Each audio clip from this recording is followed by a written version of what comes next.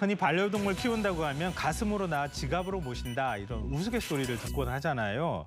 근데 요즘 같은 고물가 시대에도 반려동물에 쓰는 소비는 줄어들지 않고 있다고 합니다. 네. 이런 행동을 일명 펫플렉스라고 하는데요. 이제는 한국 반려견 문화의 한 트렌드로 자리 잡고 있는 상황이라고 합니다. 네, 저도 반려견을 키웁니다. 여름이라는 네. 강아지를 한 마리 키우는데 사실 저는 이렇게 가족이다라는 생각을 처음에 못했는데 이게 무슨 말인지 완벽하게 이제 알 것 같거든요. 그래서 펫플렉스, 뭐든 다 해줄 수 있다 이런 말들이 좀 생기는 것 같습니다. 근데 어느 정도 돈이 드세요? 많이 드세요? 적게 드세요? 말도 못합니다. 네. 지갑으로 비슷합니다. 키우고 있죠. 제가 네. 옆에서 봐도 제법 들더라고요. 네, 맞습니다. 네, 네. 근데 실제 사람들의 평균 통계나 이런 건 어느 정도인지 말씀드리면요. 네. 농림축산식품부가 2023년 동물복지에 대한 국민의식 조사를 실시해서 발표를 했는데요. 거길 보면 반려동물 한 마리를 기르는데 드는 비용이 월 평균 약 14만 원이었다고 합니다. 이건 너무 적은 거 아니야? 이렇게 생각하시는 분들이 있을 것 같은데요. 네. 이건 평균치일 뿐이고요. 한 달에 수십만 원 쓰는 사람들이 적지 않은 상황입니다. 실제로 한국의 고가 반려견, 반려묘, 건조 푸드 시장의 성장세가 전 세계 평균을 훌쩍 웃돌고 있는 상황이거든요. 한 글로벌 시장 조사 업체에 따르면 지난해 한국의 고가 반려견 건조 푸드 시장은 10년 전 대비 150% 성장한 4,430억 원으로 집계됐다고 합니다. 네. 아니 심지어는 반려견을 위한 오마카세 식당까지 나왔다고 들었어요. 일면 게마카세 식당이라고 부른다고 하는데요. 서울 뭐야? 자양동에 있는 한 반려견 오마카세 전문점은 애견이들 사이에서 굉장히 인기가 있는데 우리 아기 대접하기 좋은 장소라고 입소문이 지금 나 있는 상황이라고 합니다. 이 코스 형식으로 보통 오마카세가 나오잖아요. 이거랑 거의 같은 것 같아요. 이 반려견 전용 요리를 포함해서 애견인들을 위한 다과의 총 가격이 11만 3천 원이라고 합니다. 이 저렴하지 않은 가격에 운영되는데도 불구하고 100% 예약제로 운영되고 있지만 많은 사람들이 지금 몰리고 있는 상황이고요. 네. 어떤 메뉴가 나올까 궁금하실 것 같은데 말과 캥거루 고기 같은 게 나온다 그래요. 이 일반인들이 접하기 어려운 음식이잖아요. 이런 것도 나오고 있는데 예약이 막 밀려들고 있는 상황이라고 하고요. 심지어 이곳을 방문한 반려견은 명품 브랜드의 1,100만 원이 넘는 펫베드에 앉아서 130만 원짜리 펫코트를 입고 식사를 할 수 있다고 합니다. 야, 아니 1,180만 원짜리 펫베드요?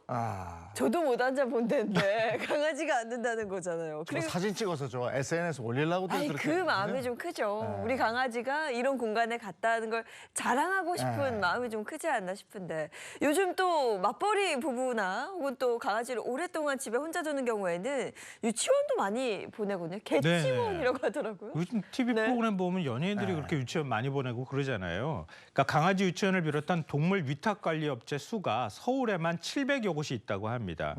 이 애견인들 사이에서 인기를 얻고 있는 한 강아지 유치원에서는 기본적인 매너 교육뿐만 아니라 산책 예절, 행동 풍부화 교육 등 여러 수업 커리큘럼을 맞춰서 진행을 하고 있다고 하는데요. 비용은 강아지 크기와 이용 횟수에 따라 다르다고 하는데요. 적게는 23만 5천 원부터 많게는 월 215만 5천 원까지 다양하다고 합니다. 이 유치원에서 가장 인기 있는 상품은 이 미용 유치원 병원 패키지라고 하는데요. 이 강남구나 용산구 인근 지역으로 가서 미용이나 이런 것들을 받을 수 있도록 하는 건데 셔틀버스까지 운영한다고 합니다. 네, 이런 반려동물 시장의 성장세 그 이유가 뭐예요? 펫 휴머니제이션이라고 하는 표현이 또 있다고 하는데요.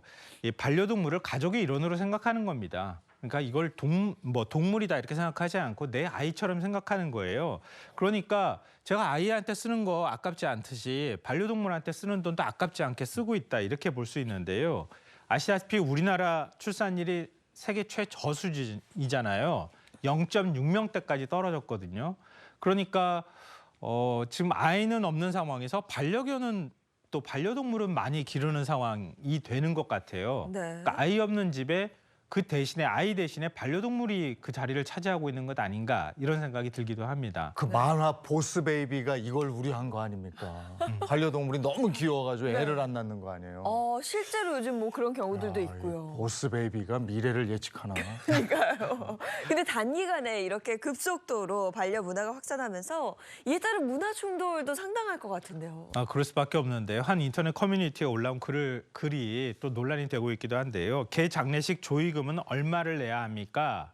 이런 제목의 글입니다. 작성자는요, 친구로부터 강아지 장례식에 오라는 연락을 받고 장례식에 찾아갔다고 하는데요. 장례식장 입구에 조의금 함이 있었다고 합니다. 그래서 좀 당황했다고 하는데요. 친구가 서운해할 수 있을 것 같아서 자신은 5만 원의 조의금을 냈다. 이런 글 내용에 이제 그런 게 적혀 있다고 합니다. 근데 이제 진짜 이럴 수도 있겠는데 가족이라고 생각하면 개가 죽었을 때 장례식을 한다고 부의가 이게 부고가 올 수도 있겠는데요. 근데 보통은 그냥 가족끼리 하지 않나요? 그렇죠. 누구 근데 부르기도 하나요? 장례식을 해보신 적이 혹시 있으세요? 개 예. 개나 뭐 반려동물 전혀. 똑같습니다. 네. 사람하고 똑같습니다. 어. 수위부터 시작해서 관까지 그래요. 모든 게 다 갖춰져 있어요. 그러니까 장례식 절차는 거의 똑같다고 생각하시면 되는데요. 그만큼 이제 장례식을 열어주고 싶은 뭐 마음도 있는 거잖아요. 근데 대다수 누리꾼은 강아지 장례식은 가족끼리 해야 한다. 조의금을 받는 건 좀 이상하다. 요즘은 사람 장례식도 잘 안 가는 분위기인데 놀랍다 이런 반응을 보였다고 하는데요. 하지만 또 일부 누리꾼은 반려동물도 친구 가족인데 가깝게 지냈다면 장례식에 와줄 수 있는 것 아니냐. 패키친 것까지는 아니라고 본다. 이런 반론도 제기하고 있는 상황입니다. 이것도 하나의 문화 충돌일 것 같은데요. 지금 추세를 보면 출산율도 낮고 반려동물을 많이 기르기 때문에 앞으로 이런 일들은 더 많이 있을 것 같거든요. 네, 이런 말을 하면 또 뭐라고 하실지 모르겠습니다만 정말 저 정도면 개팔자가 상팔자. 자, 오늘 모닝 브리핑 여기까지 하겠습니다. 김성환 시사평론가와 함께했습니다. 고맙습니다. 네. 고맙습니다.